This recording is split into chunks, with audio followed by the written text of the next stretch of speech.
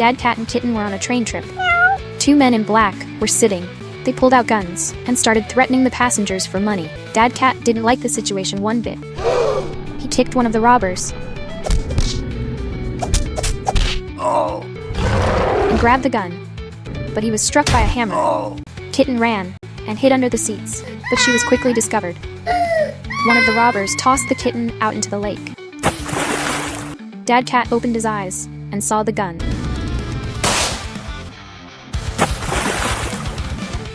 Dad Cat dived into the water to save Kitten. They were happy to be together.